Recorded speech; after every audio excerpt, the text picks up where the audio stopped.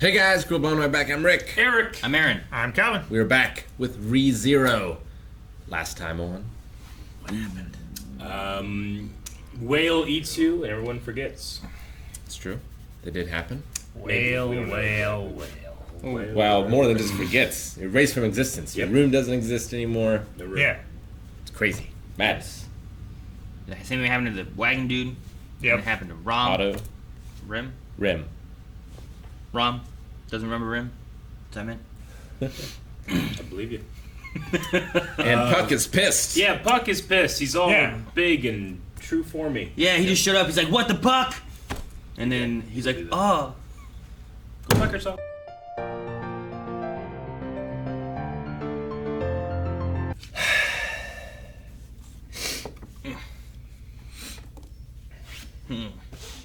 So much of that was just friend-zoned Rem. Yeah. Like, he's like, "No one sees me. I see you. No one cares. I care. No one listens to me. I listen. Why don't I have anyone?" You have me. I love you. I just kept thinking about, like, friend-zoning, like, Yeah. stuff so much when people are like, "Why does no one care about me?" But then this person, but they don't seem the same way kind of thing. It's just funny. And also sad. Sure. I mean, I guess it's good for him to see his flaws. It's good for him to admit his flaws. Yeah. It both took a while for him to see his flaws, and then took a while for him to talk about them. Yeah.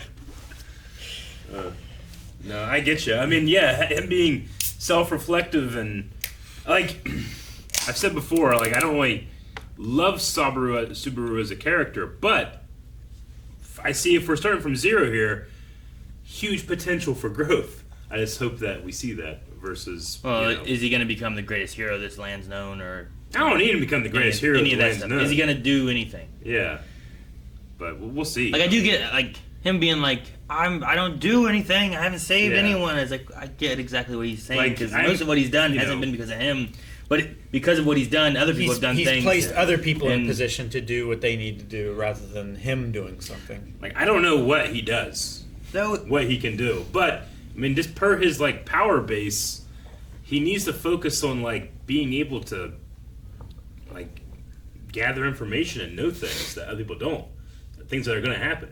yeah, but then you need to explain why you know what it is, because that's Yeah. what he's done. He's gathered lots of stuff, and, And- he's like, and we gotta go and also- save them. There's people, and they're like, well, are you sure? How you know? He's like, well, I can't tell you. Also, if you know that God is going to destroy the world, what do? You know, you can't fight God. Like, at a certain point, he might come up against something that no matter what he does or what he knows, it's just inevitable. Mhm. There's nothing he can do. I don't know. Thanos was inevitable and they beat him. Yeah, It's true. It was inevitable. he even said it. Yeah. True story. He said it. It doesn't count if you say it. If I say I'm inevitable, that doesn't count. What do you mean? You don't think God would say it? No. God would say it. I talking mean, about you God. can make covenants with gods. You can make deals. Yeah. You can I've been blessed by gods before in like D&D kill gods. and in WoW. Yeah, I'm assuming Puck isn't The god. capital G God only God. No, and I the don't think only it's a one. god. You know, I just was fucking shocked that he was that giant cat. It makes I mean, sense. it makes sense, it makes yes. sense. But I was just like, listen, Oh, as yeah. soon as he got like Surprising handed yet up there, obvious. I was like, oh my god, he's gonna get bigger. He's gonna be that giant cat. Like half a second before it happened. Like, I can't give myself credit at all because I was like, oh my god, he's gonna be that cat, and then he was the cat. Yeah. You know, I couldn't even say anything. Well, it's because the show telegraphed it into our brains. And we were so dumbfounded that we Yeah. didn't guess that to begin with. And because he called her Leah. Yeah. That's what Yeah. he called Amelia. it. Yeah, but Amelia's dead. Per his contract, he's gonna destroy the world. Does Yep. Not anymore. I mean, if that is the way that the contract is actually worded, Amelia is a terrible villain. Why? I mean, you don't know how the contract is worded. She might know how it's worded. I said you don't know. I don't know. Yeah. No. But if I'm taking Puck at his word, Unless it's a thing where it's At his like word of what? it is prophesied that if she doesn't become queen, all of the world will be subjugated to torment and slavery. I'd rather it be destroyed. I don't know. yeah. But what are you saying at Puck's word? What's Well, his word? he said, by the nature of our contract, the fact that she's dead means I'm going to destroy the world. Sure. So if that is the contract, then that is a terrible thing. But if Yeah. it's just Puck's grief, Are you saying Amelia dead equals world destroyed? I don't think that's what the Puck contract. said. I'm saying that Well, that's he what said Puck that said. because she's dead, he's going to destroy the world. Per their There contract. could also be reasonings as to why she's dead, right? There's a difference between you getting hit by a car or Rick killing you, right? Sure. Unless Rick was driving the car. Yeah. Like, there could be more things within that. Someone It's was just driving the the gist car. of it is that she's dead. I'm going to destroy the world. Yeah. So maybe there's more to I hope what it there is yeah. than just that. I mean, I get what Rick's saying, but I get what you're saying too. I mean, there has to be more. I'm saying the whole show has been like, well, we know this. Maybe there's more, and there's usually more. Sure. Like the whole time. So I'm not going to say like, oh well. I bet if as long as Amelia dies, Puck destroys the world because Amelia died in the very first episode. Puck didn't destroy no world then. True. So Didn't really get a chance though. It reset before Yeah, he was also much happened. And the crystal wasn't destroyed too. I mean, there seemed to be. He came out of the crystal. Here. Didn't he, He was walk at the- in and he her was- body was dead on the ground? He was also at the end of his like magic cycle too, right? Seems like a good bit of time there. But this was at night. Is it night when he's weak? I don't know when he can I start. thought he works again at 9 to some 5. Also- Like Dolly. point. Calvin's right in that the crystal was destroyed, so maybe that has something to do with it too. Which crystal? the crystal that he sleeps in. It was destroyed in the first Little episode. crystal Destroyed bell. here. It was destroyed here, but it wasn't in the first episode. Oh, maybe. I don't know. But I also thought, like, well, it's nighttime. He shouldn't be here. He should be asleep. But maybe because he got woken because his home was, you got a doggy who sleeps in his doghouse, but then a tree crushes his doghouse. Dog comes out It destroys the world. and destroys the world. That's what happens. Can't fight that logic, man. He's right. I wonder if this is like a Silent Hill sort of scenario, and Sloth is the negative reflection of Subaru. Because here he was talking about, like, I wasted my life back on Earth. I didn't do anything of meaning. I just glided through. And that sounds like Sloth to me. And I wonder if the reason he's encountering him here is because it's like a reflection of himself, this world. I mean, sure. I mean, everything that guy talks about is like how he's so sloth-like with the things he does, or being delayed in action, or whatever. So, I mean, I can see that fitting with Subaru. I wonder if Subaru was different, if it would have been Wrath, or if Wrath also exists and it's just a coincidence, or Well, I think this guy pairs up with Sloth, right? Is the idea? Subaru. No, the guy with the hands. Yeah, Beetlejuice. yes, Petal Juice. Such a silly name. It's made up. All names are made up. When they were first talking Oh. about like just run away and stuff, he talked about like I can just throw this life away and leave everything behind. For a second, I thought he was talking about his actual life. But it doesn't seem like he gives a shit about that. It's only about this life that he's made in whatever the country's name is. I mean, he doesn't know if he can ever go back to that life. He can't kill himself and it'd be over. Mhm. As far as he knows, it's Sure. just going to restart again. Yeah. Like, there's no escape for him. So it would seem. Brim was a really great friend in this episode. Like, despite not being able to connect and understand what he was going through, Mhm. it's still like, Being supportive. well, being like a mirror for him and showing him the good side of himself Yeah. when he needed it the most. Like, you might see yourself like that. This is what I see. yeah. You may Outside, hate you, but unbiased perspective. you may hate you, but I love you. Yeah. Might not be unbiased, but Well, it's not- unbiased from his bias. it's not biased from his point of view, but Yeah. it may be biased from the opposite point of view. Yeah, it's not Which, tainted I mean- by the darkness of his soul. Sure. That's what he needs to hear then. He's that ray of light. She gave it to him. I do like appreciate what she is saying. There's also a part of me that just kind of feels like it just makes her character feel extremely empty. I don't know, like she doesn't have her own hopes or dreams or wants or like it's all centered around this a guy, and the guy who's like, well, I'm not into you that way. He's like, okay, well, I will put 100% of my effort, time, mentality, happiness, and invest it in you. I don't know. It just feels like it's kind of like a male fantasy to me, as opposed to like a good female character. I don't know.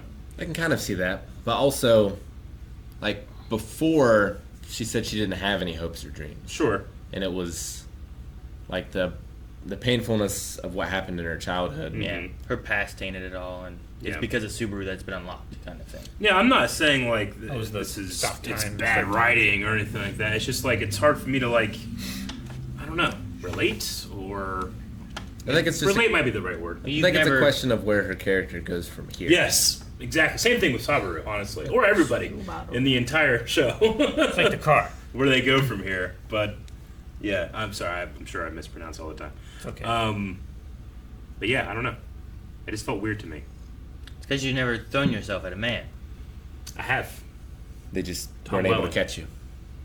And you could if you wanted to. You threw yourself at men all the time when you were center. Yeah, I did. Oh, I thought you were going to say he was a pizza guy or something. No. Depends how big the tip is, Aaron. Pun. But yeah, I don't know. I mean, I really want to see more and see where the characters go and stuff. But just, I don't know. There's something about it that just felt kind of like, I don't know. I feel like I felt the author in this more than I have other shows. Sometimes, not like the Puck stuff was like I can't like I love the fact that he was that giant cat and I had no idea, you know. Yeah. And I really enjoy, at the very least, the performance of the guy that's playing. Subaru. Yes, yeah, definitely. Actually, I don't think there's a weak performance in the show. The dude that plays Sloth, or what is his name? Juice. Pedal Juice. Pedal Juice. Juice. Jesus, he's so good. Yeah. Yeah. Like, there's not a weak performance, in my opinion, when it comes to that. It's just like some of the character stuff that I'm like, and honestly, they addressed it. They're starting from zero now, and I'm like, okay, let's move forward and let's progress and let's change. Well, because he and had let's arc, something you know? like that before that he said, right? Yeah. Where like my adventure starts now, and then Sure. he's like my adventure starts here again Yeah. from zero, kind of thing. So Yeah.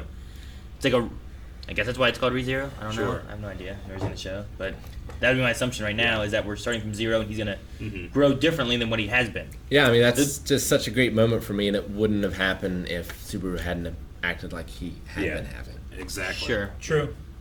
And the main thing for this show so far, I feel like though, has been in which situations has he actually changed Contributed. the outcome, kind of thing. Yeah. Sometimes it feels like things changed and there wasn't a reason, and other times it feels like okay, well this time he actually fought the witch, you know, and he grabbed that old man Rom's club and Yeah. he was helping and stuff. Like But what then- she said about here are the things that you don't like about yourself, but what I see is this person that does pick up those things or take a step forward and Yeah. do those things.